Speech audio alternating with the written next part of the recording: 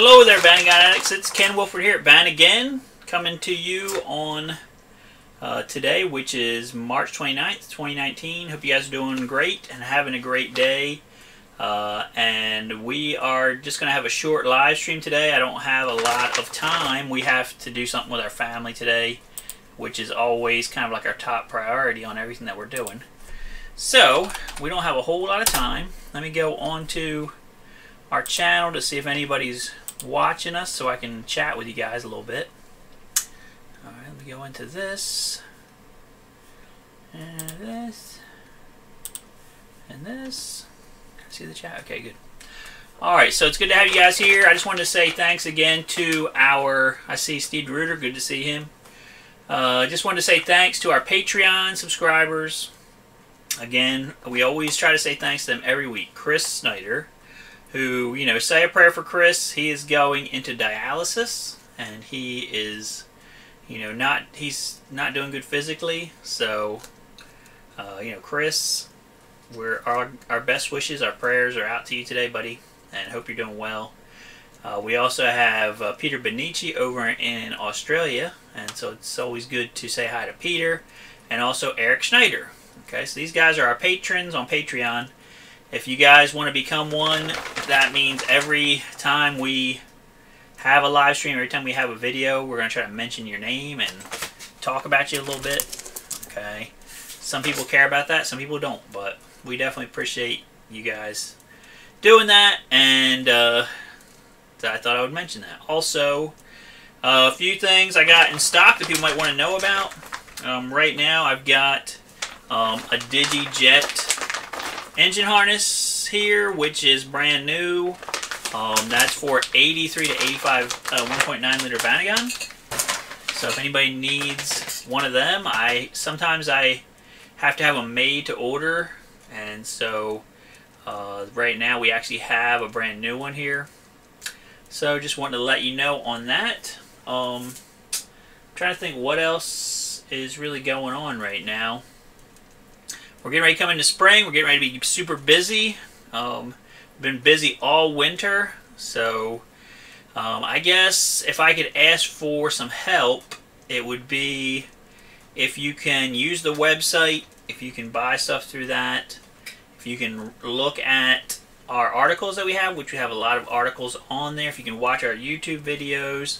If you have a specific thing you're interested in, if you can use all those tools, that would help me a lot, because it's just me here. So when I have to talk to somebody on the phone, I love to talk to people on the phone, but when I have to talk to somebody on the phone, it can be difficult just because I don't have unlimited time. So I have time every day where I'm getting orders, I'm packing up orders, I'm talking to people on the phone, I'm talking to people on email, I'm talking to people on chat, and sometimes I'm doing all three at the same time.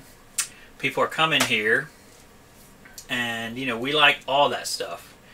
But if you can avail yourself of some of our stuff that we have online, our information that we have, that would be great. It would help me be able to use my time more wisely to get more stuff done. Okay, so sometimes I feel like I'm getting, it's like Groundhog's Day, with people asking me the same questions over and over and over. And it's weird because sometimes we're like, yeah, I just read this article you wrote about this, or I just watched a video that you made about it, but I wanted to ask you, you know, about it. And it's like, I understand what you're saying, but you know, you just read all that. That's what I think about it. Okay, so you know, I know people want to call and talk to me directly. And if you're calling to buy some parts, okay, you're calling, that is always welcome, okay? But I have problems when people call to ask for advice, and they don't buy any parts. They'll ask, and you know, here's one thing I've been noticing, or have some customers do, or I would say quote unquote customers, because they don't really buy very much. Okay, so they call. They say, I need you to talk to me about this particular procedure to change a CV boot. Let's pretend that's what it is. Now, nobody that's bought CV boots of me in the past year, don't get all mad because I'm not talking about you. All right, I want to do this procedure. So I want you to talk me through it step by step. How do you do this procedure to change the CV boot? So I tell them every step of the way. While I'm talking to them, I'm typing on the computer to somebody else. I'm like doing this, doing that. They don't even know all the stuff I'm doing. Okay, all right. Thanks so much for that. So I'm gonna buy CV boots at some point, and when I do, I'll get them from you. I'm like, okay, great. So like a month goes by. And they call me and, hey, it's me. Remember we talked last month? Yep. So I'm getting ready to do them CV boots. But I want you to tell me exactly, step by step, how to do them CV boots again. Because I'm fixing to do it, and I need to know how to do it. So we talk about, have this basically exact same conversation again. Okay? I'm like, so that's it. Okay, well, I'm getting ready to buy them. I'll call you as soon as I'm ready to buy them. I'm like, okay. They call me back another, like 2 or 3 weeks after that. Exactly the same conversation again. I'm like, am I stuck in some kind of a time warp? Like, am I Bill Murray and this is like my Groundhog's Day until I finally, whatever. And, I don't want to be, like, when I see somebody's name come up on the phone, I don't want to be like, oh no, here we go again. But I'm telling you, there's people that do this. And so now I've got to the point now I'm like, asking them, all right, specifically, are you actually going to be installing this part yourself? Oh no, I'm not going to be doing that. It's a mechanic's going to do it. So why do you need to know how to do it? Why do you need to know how to put it in? Okay? All you need to really know is it a good part or not? Right? I tell them, if the mechanic has a problem putting it in, tell them to call me. Because they're doing it, right? If they actually have a problem, I'll be happy to talk to them. But I'm talking to you, telling you all about it multiple times over and over. Okay? And it's taking up time. It's taking up some of my time. And if it was going to be helpful to you, I wouldn't mind doing it. But the problem I have is that you're not even going to be putting it in, so it's not even helping you. It's like you just want to know because knowledge is power, and one of those after-school specials or something about the more you know, the more you can do in life or something. I have no clue. Okay, so like I said, if you could do me a favor, you're calling me about buying something, that would be great. And people do that all the time. And I definitely appreciate it. Okay, people treat me with lots of respect and kindness on here. I try to treat people exactly the same way. But then there's other people, it seems like, I'm like I'm kind of like that voice. You know how people like to turn on that radio at night and hear that soothing voice that's telling them everything's going to be okay. Alright? I like to be that person too. But I'm telling you, how do you get that? How do you get your fix of that? You come onto this YouTube channel. There's probably 50 of these videos on there. I don't know how many there are on. There's a lot. And just turn one of them on and just put that in the background. That way you get the nice soothing voice. You can listen to it all night if you want, all day, every topic that you can imagine. Just about on Volkswagens related. And, then you're happy, I'm happy. Okay? So, like I said, I don't want to be ranting about this, but we're getting into, like, all winter we have been busy. Again, thank you guys for that. That is folks that have been using us for parts, okay? And I highly appreciate it. Okay, I highly appreciate it. Jackbox, he listens to my soothing voice every night before he goes to bed. I appreciate that, Jackbox. I appreciate it. And it would knock me out. All right. I mean, it's a good way to fall asleep because it would make me go unconscious. I'm unconscious right now. But people, we've been so busy this whole winter, and I don't mind being busy if I'm helping people, because if I'm talking to you, I can't be helping somebody else. Okay, so somebody else could need help. They could be broke down on the side of the road. Their family could be you know, sweltering in their van in the heat on the side of the road. Big Mac trucks are flying by. The whole van's rocking, all this stuff. And they're trying to call me on the phone. Can't help, help. And they can't get through because, you know, Mr. X is calling me about, you know, where is this part that I ordered yesterday? You know, I mean, is it just me? I've had people ask me. Now, I'm not joking. This is serious. I have had people seriously ask me, so, you're going to ship me this part. Now, I need to have it today. I'm in Florida, and you're in New Jersey. I'm in Florida. You're in New Jersey. I need to have it today. Like, not tomorrow, not the next day. Today. And they're actually asking me for real if I could have it to them that day. So, how could that possibly happen?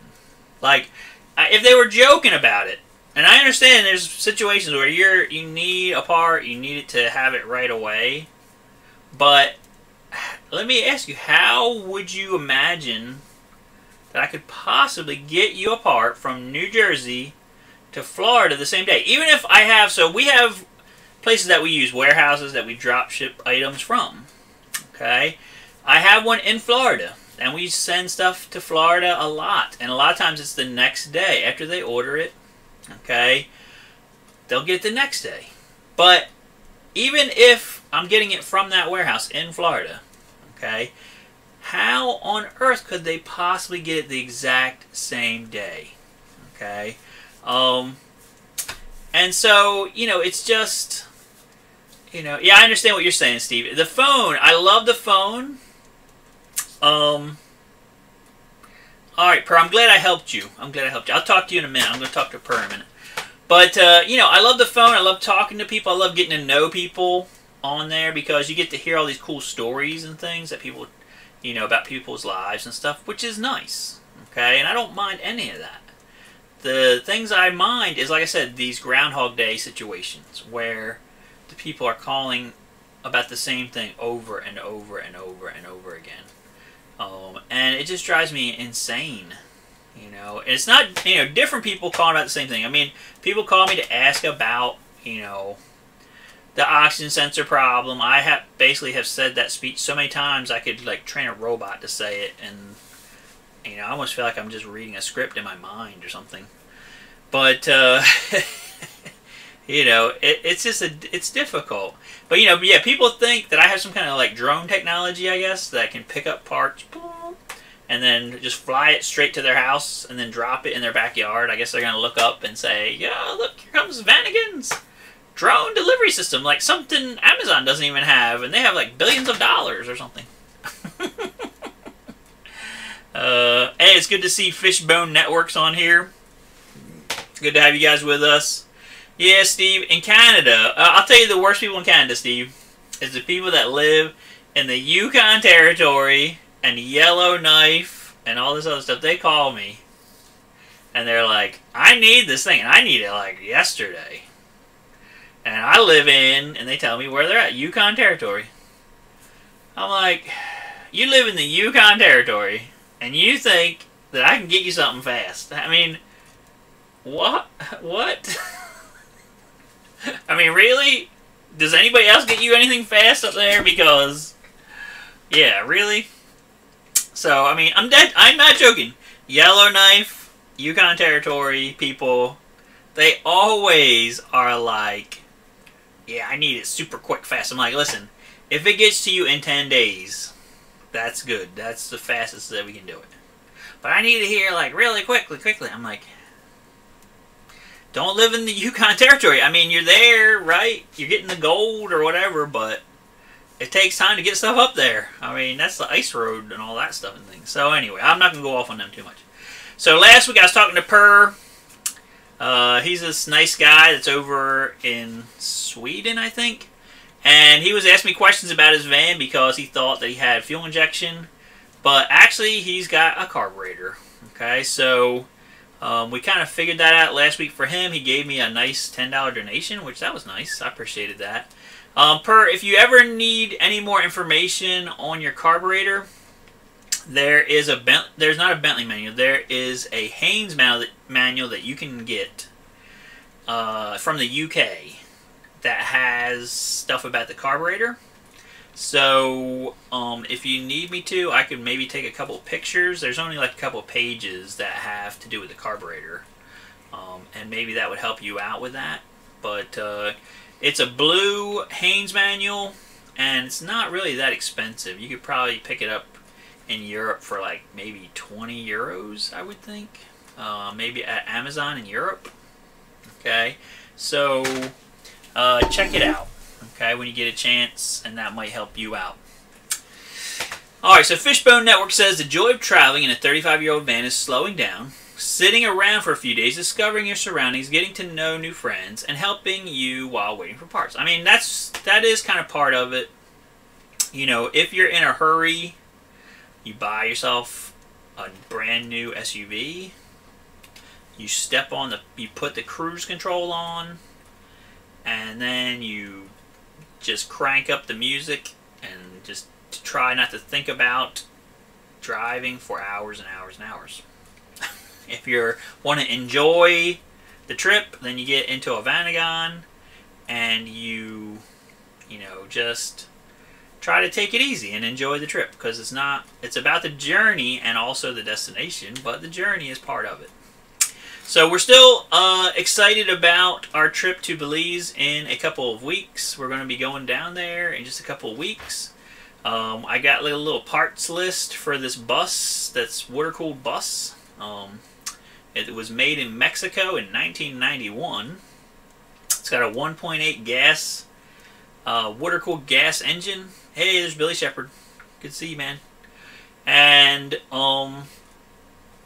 it's carbureted, so it might be similar to PERS thing. I'm going to have to take some pictures out of my book anyway for that.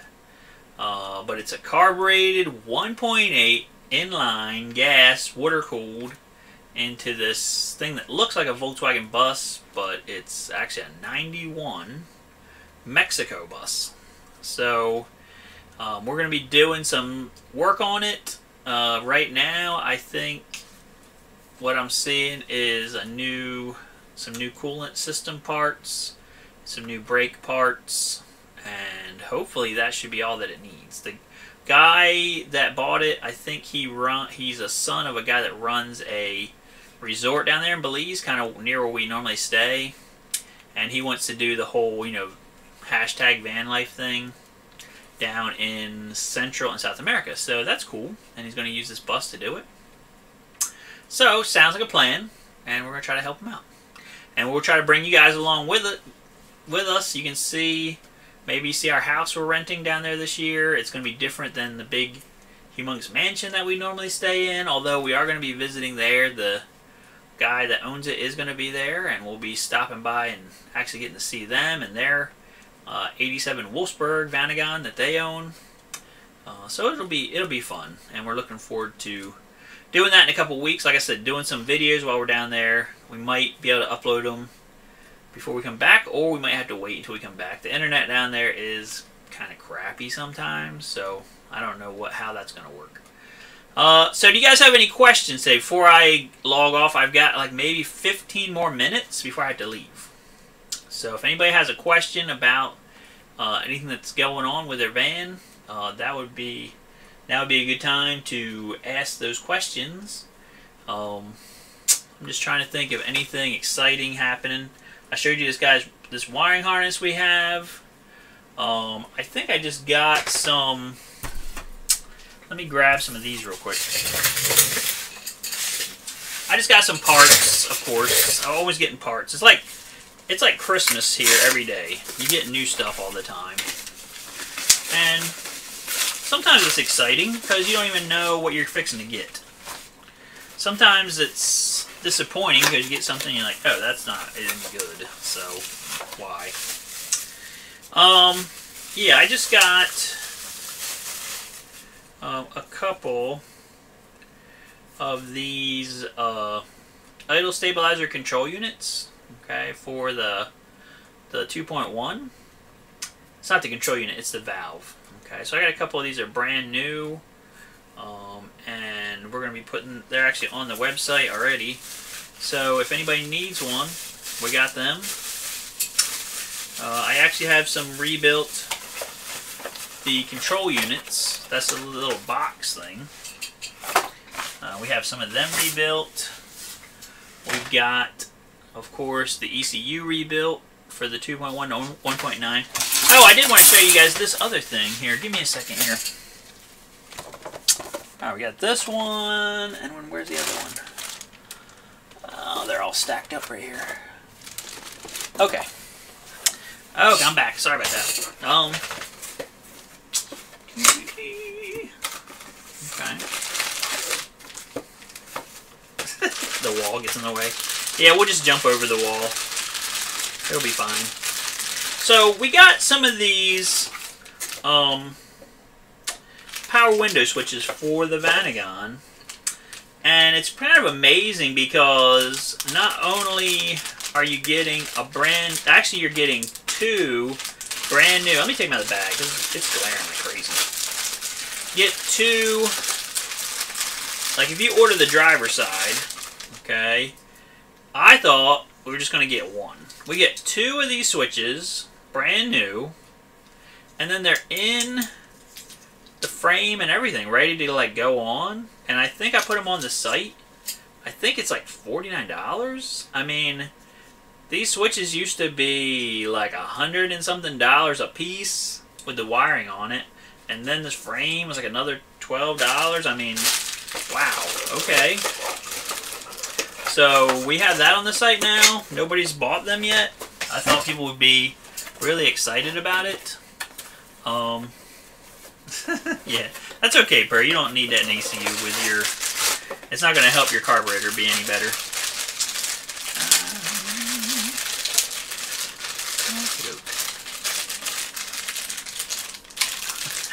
Billy says he needs a printing press so he can print money, I guess, to finish working on his van. And then these are the single ones, too. You know, this is the single power window switch. I think it's in this frame upside down, but that's alright. You can pop it out probably and flip it. I don't know. Maybe not. Whatever. So here's a single one. Of course, it's coming with a wire. The wiring's on it. It's ready to go in. And again, this one, I actually have an OEM one sitting up there, which looks just like this. The wires are sticking straight out like this. I bought it at the dealer, like probably 10 years ago when you could actually get it. And it was like, I don't know, $135 or something. This one is like $40, I think. $45. That's pretty awesome deal. So, that's on the website. These are JP Group made. I was going to share that with you guys last week, and I just kind of forgot about it. So Steve is saying that he wants to do some wiring for his solar. Okay, he wants to go in the vent on the driver's side at the top of the vent area. Do a drill, grommet, and seal. Yeah, I've thought about how to do this myself for a while. I mean, if you go down one of the rear vents, like on the motor, you might be able to sneak in that way. So that way, instead of having like a drill a hole in the roof or something, you kind of want the hole to be either this way, or you want it to even be, if you went down through the venting in the back corner where you normally vent the engine heat or whatever out, you're down there, and then maybe have a hole that comes, like you can go into the engine compartment and then go from the engine compartment to somewhere that way, or you can come up through the decking right there. I mean, that would be the best way, because then you're not really drilling a hole any place where water should be able to come in. So yeah, that's what you're thinking about. Yeah, I think that would be a good idea. I mean, even if you drilled a hole up near the top of the vent area, I mean, that's where they drill their holes for the drains, you know, for the air conditioning. So that it should be fine up there. Maybe put a grommet around it, and it should be out of the way and stuff, hopefully. Alright guys, so I got like 5 more minutes. If anybody has another question or anything, we can go and do that. Not much new developments in the Volkswagen realm this week. I know I was ranting on that last week. This week, the news I've heard is Volkswagen is thinking about teaming up with Ford to make a new pickup truck. I mean, every time in the past Volkswagen has did one of these like team ups, you know, it's never as good as you expect it to be. You know, it's kind of like my kids were asking me the other day, has Marvel and DC Comics ever had a crossover, had a team up? I'm like, yes.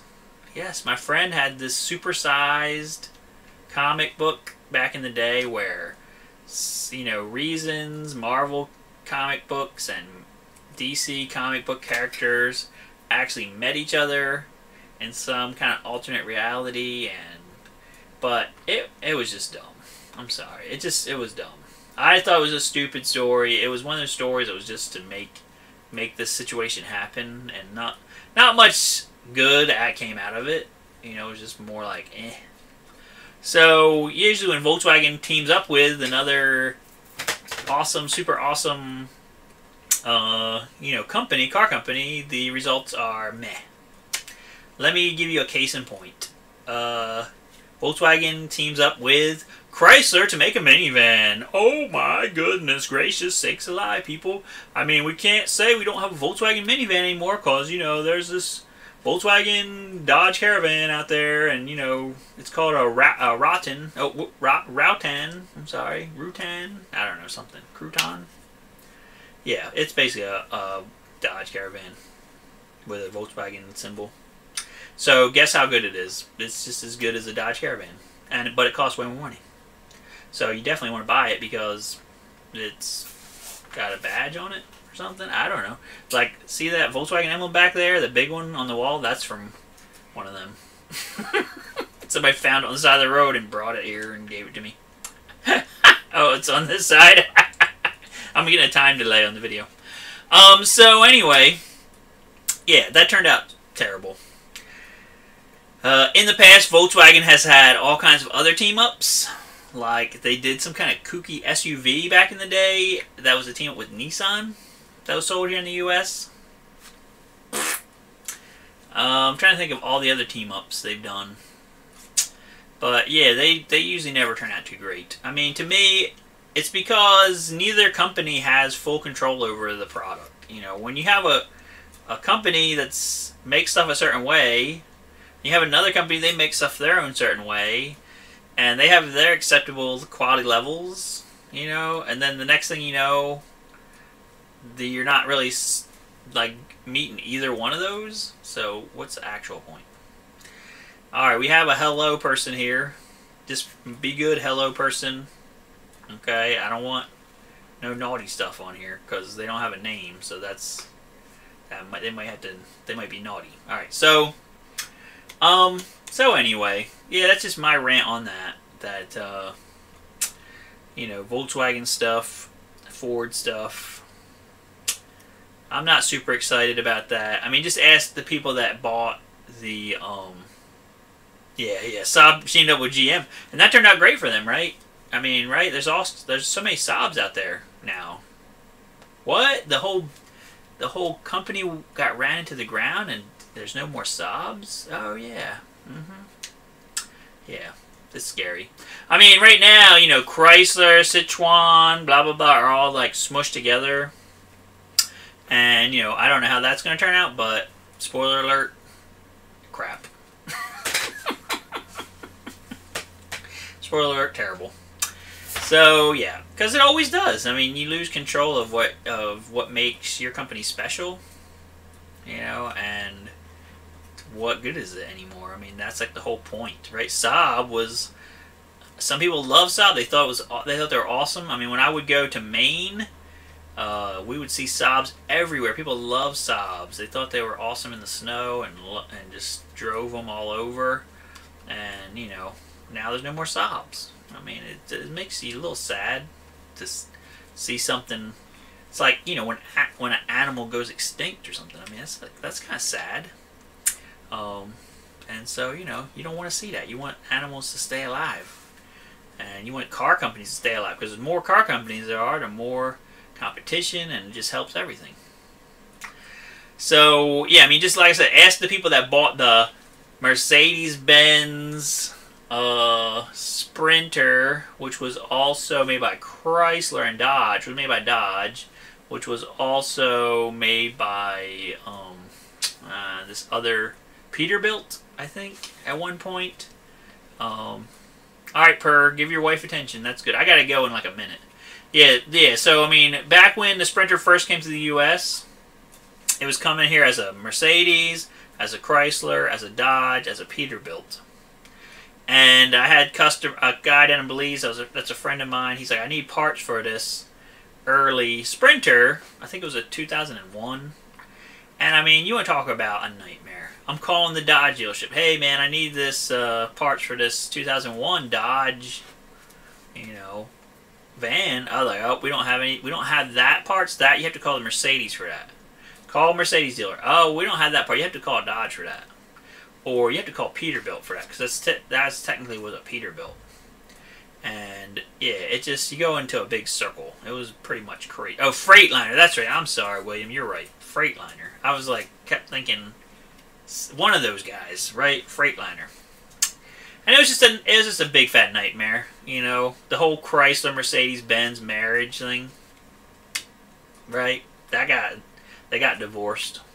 Okay? They got divorced almost as fast as Nicolas Cage, and he just got married 4 days ago. He's getting divorced. But anyway, let's not talk about him. So, I guess that's it, guys, this week. Please like, share, subscribe. If you want to become a Patreon member, you go to Patreon, type in Vanagon, and maybe I'll try to put a link in the thing once we get the video up.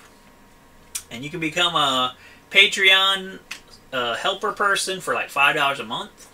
That's the minimum. If you do that, we will mention your name on every one of our videos, and you'll become super famous on the internet. I mean, right now there's 9 whole people watching, so you're famous with 9 people. Boom, nailed it. And that's your goal in life. You can be famous that way, or you can just say, hey, I'm helping this guy out. Ken can make more videos when he's experiencing Groundhog's Day over and over and over again with these questions. Eventually he'll become the president of the United States and everything will be perfect. I mean, you have enough, like Groundhog's Day, right? I mean, Bill Murray, they said he could have been trapped in there for like 10,000 years. So, after 10,000 years, you can do anything. You can become a brain surgeon. I mean, you can do all that stuff. No problem, man. It's always good to try to help people out with advice, and that's what we like to do. So, that's it, guys. And we will see you guys next week, Lord willing. And then the week after that, I think we're going to be on a plane heading to Belize. So, maybe we'll say hi from the airport or something at some point.